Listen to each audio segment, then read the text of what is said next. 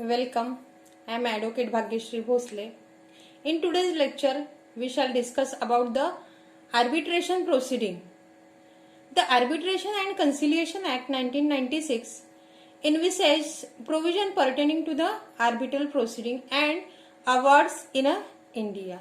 Chapter 4 of the Act deal with the conduct of the arbitral proceedings.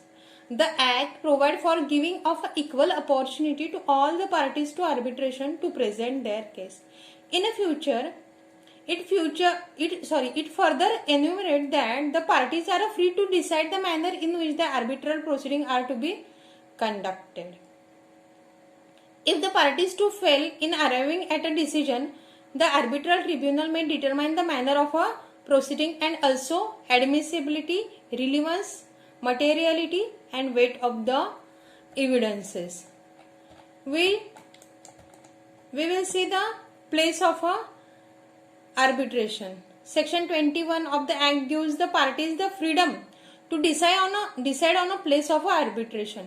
However, failing such an agreement, the place is to be decided by the arbitral tribunal having regard to the circumstances of the case, including the convenience of the parties. Then we shall see the provision regarding the language of the arbitration. Section 22 of the Act gives to the parties to agree upon the language or languages to be used in an arbitral proceeding. It provides that the arbitral tribunal, subject to agreement between the parties, has a power to determine the languages to be used in an arbitral proceeding. Section 23 to 27 of the Act stipulate the procedure to be followed in an arbitration proceeding. The Act entails a comprehensive guidance regarding the procedure to be followed, like a submission of the claim, defense, amendment of a claims, etc. Statement of a claim and defenses. Section 23 of the Act provides that within the period of a time agreed, the claimant shall state the facts supporting his claim and also relief sought. The Act also provides for the amendment of a statement of a claims during the arbitral proceeding under Section 23, subsection 3. However, the law empowers the arbitral tribunal to disallow the amendment of the claim on the ground of a delay. Then we shall see the Section 24 of the Act also enumerate the manner in which the proceedings are to be conducted. It envisages the law relating hearing and submission of the written proceeding before the tribunal. Under the provision, the Act empowers the tribunal to decide whether the proceeding shall be conducted orally or on the basis of a document and other material on a record. Power to terminate the proceeding. The Act under Section 25 empowers the arbitrator to terminate the proceeding whether without any sufficient cause the claimant fails to communicate the statement of a claim within the stipulated period. However, if the respondent failed to submit his statement of a defense within a predetermined period, the arbitrator shall continue with the proceeding without treating such a failure in itself as an admission of the claimant's allegations. Then we shall see the appointment of experts by the tribunal. Under Section 26, the Act also empowers the tribunal to appoint one or more expert to report to it in a specific issues to be determined by the tribunal or an arbitral tribunal. The provision also requires the party to give expert any relevant information or to produce or to provide access to any relevant document, goods or other property for his inspection. Under Section 27, the Act provides that the arbitral tribunal can take the court's assistance in securing the attendance of the witness or for the production of the document, etc. The Act also extends the court the authority to issue the summons for the examination of the witnesses and for the production of the document. Then we shall see the types of arbitration proceeding. The arbitral proceedings in India have been broadly classified into ad hoc arbitration and institutional arbitration. The Law Commission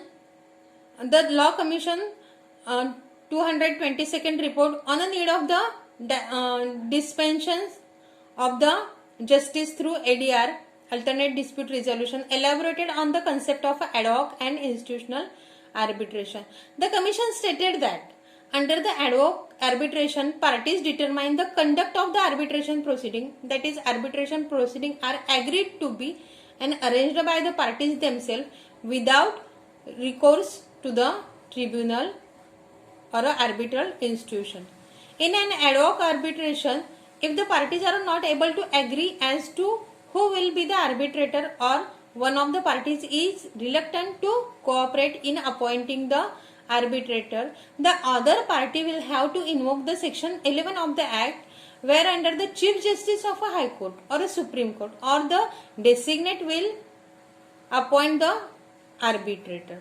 In the case of the domestic arbitration, it will be the Chief Justice of a High Court or his designate.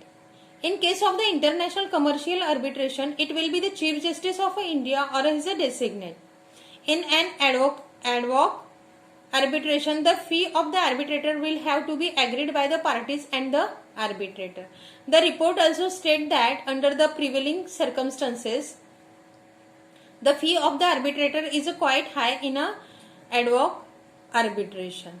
Under the institutional arbitration, arbitration is administered by an arbitrary institution. The parties may stipulate in the arbitration agreement to refer the arbitral dispute between them for the resolution to the particular institution. The Indian institution include the Indian Council of Arbitration and the International Center for the Alternate Dispute Resolution. International institutions include the International Court of Arbitration, the London Court of International Arbitration, and the American Arbitration Association. All the institutions have rules expressly formulated for conducting the arbitration. These rules are formulated on the basis of experience, and hence they address all possible situations that may arise in a course of arbitration. Then we shall see the provision regarding the arbitral award. Essential element of the arbitral award are as follows. According to the Act, an arbitral award shall be in a writing, shall be signed by the members of the arbitral tribunal, shall state the reason on which the award is based, shall mention date and place of arbitration. The Act provides that after passing the award, a signed copy of the award shall be delivered to each party. The tribunal, if required, can also pass an interim arbitral award. Correction and interpretation of the arbitral award under Section 33 of the Act deals with the correction and interpretation of the arbitral award. It provides that the tribunal may correct the award within 30 days from the receipt of the award. If the tribunal finds the request from the correction to be reasonable, then it shall make the correction for the interpretation of a specific point or a part of the award within 30 days on a receipt of the request. However, if the tribunal deems it necessary, it can also extend the period of a time within which it will make correction in the award or the interpretation of the award. The Act also makes a provision for the additional award.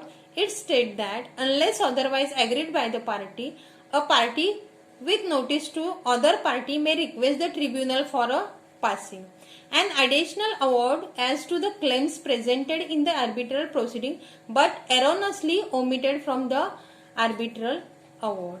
Enforcement of the arbitral award under Section 36 of the Act provide that if the time for making application to set aside an award under Section 34 has expired or the application has been refused, the award shall be enforced under the Code of Civil Procedure if the same manner as a decree of the court. In this way, there are a provision regarding award, arbitral award under Arbitration and Conciliation Act 1996. Thank you very much.